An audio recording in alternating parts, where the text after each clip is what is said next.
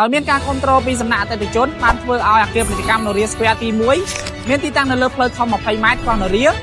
ដែលមកបានឃើញនៅពេលនេះគឺពួកយើងបានលក់អស់ 100%បច្ចុប្បន្ននេះពួកយើងកំពុងបើកលក់អគារពាណិជ្ជកម្មនិងផ្ទះអាជីវកម្ម Townhouse ដែលជាតម្រូវការចាំបាច់សម្រាប់ម្ចាស់អាជីវកម្មទាំងអស់ក្នុងការបើកនិងពង្រីកសាខាអាជីវកម្មរបស់ខ្លួនបន្ថែមទៀតចំពោះទីតាំងអគារពាណិជ្ជកម្មស្ថិតនៅលើផ្លូវធំ18ម៉ែត្រក្បែរនឹងស្ពាននាគភ្នួននរា